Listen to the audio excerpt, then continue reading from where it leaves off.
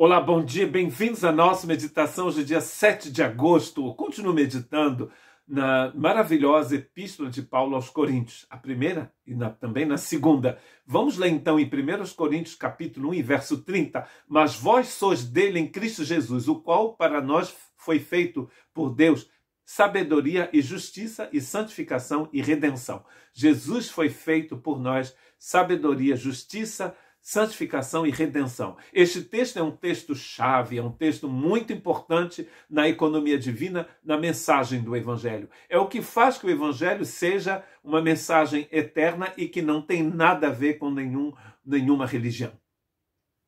Porque na religião você vai ver o esforço humano. No Evangelho você vê a obra de Deus e você, na verdade, recebe, aceita esta obra na sua vida. Você precisa de sabedoria, você tem essa sabedoria em Cristo Jesus que se tornou sabedoria de Deus por você.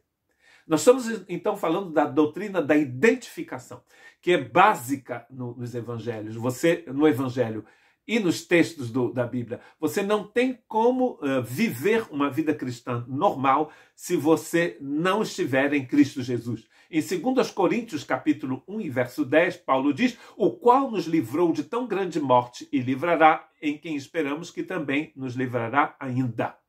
Nós vemos aqui claramente que Deus nos livrou, Ele nos livra, Ele nos livrará. Todo o tempo Deus está nos libertando, nos ajudando em Cristo Jesus. Esse texto está falando de Cristo Jesus.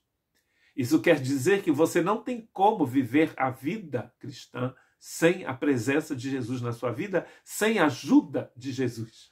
Não tem como. Você pode pensar que você precisa da dona Zulmira, do seu Zulmiro, do santo isso, da santa aquilo, mas na verdade não, você só depende de Jesus. A intercessão total é feita por Jesus. Ele se tornou santificação, redenção, sabedoria e justiça de Deus por você. Em 1 Coríntios 1,8, aliás, Paulo diz: o qual vos confirmará também até o fim, para que sejais irrepreensíveis no dia de nosso Senhor Jesus Cristo. Você pode ter medo, então, né? Quando eu era criança pequena em Cabo Frio, eu tinha medo da volta de Jesus, porque a gente via aquele disco, né? A última trombeta que tocava lá, uma irmãzinha colocava no domingo de manhã aos berros com o alto-falante. Nós tínhamos muito medo, eu ouvia falar da igreja que ia subir, e eu achava, quando eu era guri, que a igreja era o templo, o edifício que subia. Então eu tentava passar a maior parte do tempo dentro do templo, porque no dia que a igreja subisse, eu ia subir dentro dela. Olha só que coisa. Porque há um medo, as pessoas colocam medo no coração dos irmãos e das irmãs. Não precisamos ter medo, porque o amor perfeito de Deus lança fora todo medo, não é mesmo? Está escrito na primeira carta de João.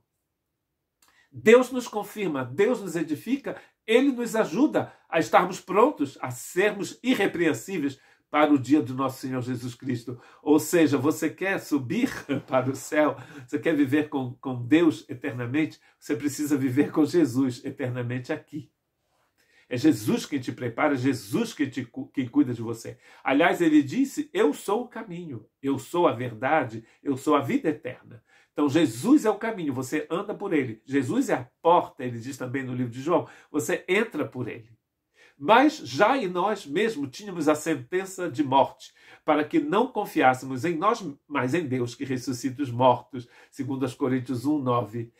Deus nos ressuscitou em Cristo, está escrito em Efésios 2, em Romanos 6 também está escrito. Mas antes de nos ressuscitar em Cristo, nós também morremos em Cristo Jesus. Percebe que Deus aqui tem o poder de ressuscitar mortos, que seja a morte física ou a morte espiritual. Então, Paulo está dizendo: eu passei por tribulações, foi difícil, houve uma época da minha vida que eu pensei que eu ia morrer, diz Paulo, mas eu pus minha confiança naquele que ressuscita os mortos. Olha o poder que Deus tem à nossa disposição, como nos diz Efésios capítulo 1, no final da primeira parte de Efésios capítulo 1, não, na verdade, no final do capítulo 1. Deus colocou à nossa disposição um poder de ressurreição.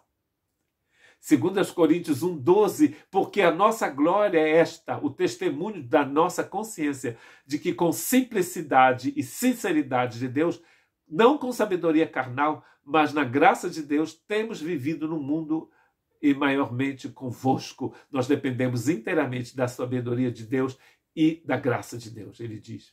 Porque a sabedoria, a gente vai ver um pouquinho mais tarde, como que Deus é diferente da gente. A gente utiliza aquilo que é grande, Deus vai utilizar aquilo que é fraco, aquilo que é pequeno, aquilo que não tem aparência nenhuma. A sabedoria de Deus é eternamente diferente da nossa. E nós somos dependentes dessa sabedoria, diz Paulo. No mesmo, em 1 Coríntios 1, nós vamos então começar no verso 18 até chegarmos ao verso 30, que foi o verso que eu li no início, onde estava dizendo que Jesus se tornou justiça, sabedoria, santidade, santificação e redenção. Porque a palavra da cruz é loucura para os que perecem, mas para nós que somos salvos é o poder de Deus. Percebe aqui? Paulo disse em 2 Coríntios, foi daí que eu pulei para primeiro, em 2 Coríntios 1,12, ele diz que ele não dependia da sabedoria da carne, mas da graça de Deus. Se ele depende da graça de Deus, automaticamente é porque ele depende da sabedoria de Deus. É o poder de Deus, ele diz a palavra da cruz. Porém, para os que se perdem, é uma loucura. É uma grande loucura. E ele continua dizendo, no mesmo capítulo 1 da mesma primeira epístola, ele diz, visto como na sabedoria de Deus o mundo não conheceu a Deus, pela sua sabedoria, aprove a Deus salvar os crentes pela loucura da pregação. Loucura da cruz, loucura da pregação. A pregação da mensagem da cruz, ele diz aqui, é uma loucura. Conhece o resumo do Evangelho? Ele é bem claro em Romanos capítulo 6. Cristo foi crucificado, o seu ego foi crucificado. Cristo foi para um túmulo, o seu ego foi para o túmulo. Cristo ressuscitou ao terceiro dia, você ressuscitou. O seu ego ficou no túmulo. E em Efésios capítulo 2, ele vai acrescentar a ascensão, dizendo que Deus nos colocou nos lugares celestes em Cristo Jesus. Percebe que esta é a economia divina?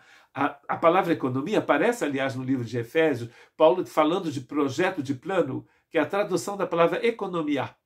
A economia de Deus é um projeto onde Deus destrói o mal em Cristo e nos ressuscita nele. E nos dá a vida eterna. E o que ele faz? Ele continua vivendo essa vida em nós. Sem mim, diz Jesus em João capítulo 15, vocês não podem fazer nada. Jesus não estava dizendo que você não podia fazer aquele bolo de mandioca delicioso com coco que minha mãe fazia quando era guri. Jesus não disse que você não pode fazer camarão frito com cebola e alho, olha que delícia, e leite de coco. Jesus não disse que você não podia ir à lua sem ele. Você pode fazer camarão frito, bolo de mandioca, ou então o chimarrão, né, para os irmãos lá do sul. Você pode ir à lua sem Jesus. Agora, viver a vida cristã sem Jesus, você não pode. Amar com o amor de Deus sem Jesus, você não pode. Ter a salvação sem Jesus, você não pode. Viver uma vida cristã normal, como dizia o finado Watchman Nee, sem Jesus, você não pode. É isso que Jesus está dizendo. Sem mim, vocês não podem fazer nada. Ou seja, nada daquilo que é do meu reino você pode fazer sem mim, diz Jesus. No mesmo capítulo 1 da primeira epístola de Paulo aos Coríntios, no versículo 23, ele diz, mas nós pregamos a Cristo crucificado, um Messias crucificado, ele está dizendo, né? Christos é Messias em grego, que é escândalo para os judeus e loucura para os gregos. Olha como Deus funciona, totalmente diferente de nós. No verso 24 ele diz, mas para os que são chamados, tanto judeus quanto gregos, lhes pregamos Cristo, poder de Deus, sabedoria de Deus. Olha aí a nossa sabedoria. Cristo se tornou sabedoria de Deus por nós. E Paulo disse, eu não estou contando com a sabedoria humana, mas com a sabedoria de Deus. Que poder maravilhoso. No verso 27 também de 1 Coríntios 1, ele diz, Deus escolheu as coisas loucas deste mundo para confundir as sábias. A cruz é uma coisa louca, não é mesmo, minha gente? Deus que morre em Cristo Jesus para nos salvar. Olha que loucura. Não seria mais fácil dizer para a gente, morram vocês para serem salvos. Não seria mais fácil dizer para a gente, conheçam leis de có, pratiquem todas as leis, pare de beber Coca-Cola, pare de entrar no McDonald's, pare de comer isso, pare de comer aquilo, pare de fazer isso, pare de fazer aquilo. Isso é religião. Jesus não diz parem, Jesus diz, eu paro isso na vida de vocês. Poderes, né? Como diria uma querida irmã, poderes. Deus escolheu as coisas loucas deste mundo para confundir as sábias, e Deus escolheu as coisas fracas desse mundo para confundir as fracas. E no verso as fortes, desculpa. No verso 28 do mesmo capítulo 1 da mesma primeira epístola aos Coríntios, Paulo diz: e Deus escolheu as coisas vis deste mundo e as desprezíveis e as que não são, para aniquilar as que são. Aniquilar, eu gosto dessa palavra. Olha o que o homem tem construído aí. É nada, né? É vapor. Deus está aniquilando tudo isso. Já viu onde foi parar a Babilônia? A Pérsia? Roma? Já visitou Roma, a capital da Itália, que era a capital do Império Romano, que dominava mais da metade da Europa, o norte da África, o Oriente Médio. Cadê Roma? Virou ruína.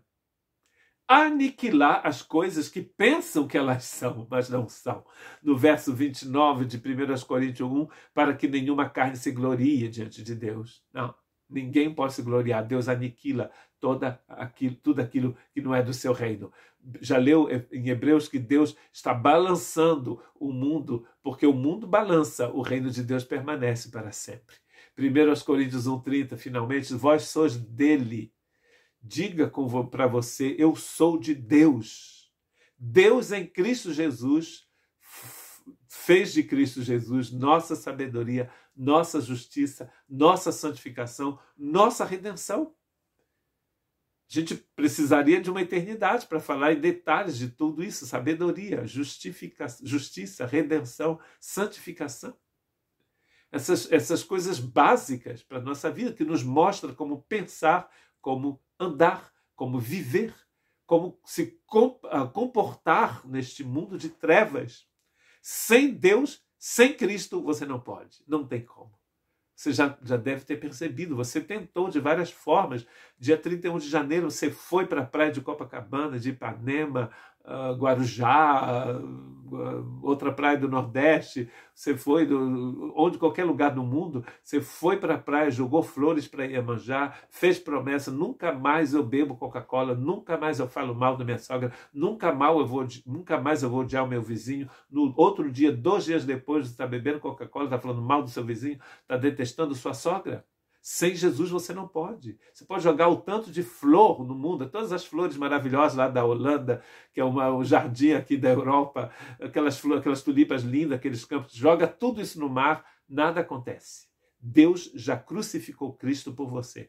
Cristo já se tornou justiça dele por você. Ou seja, quando você está em Cristo, você pode praticar a justiça de Deus. Ou seja, você pode viver uma vida segundo Deus, pensar como Deus, andar como Deus.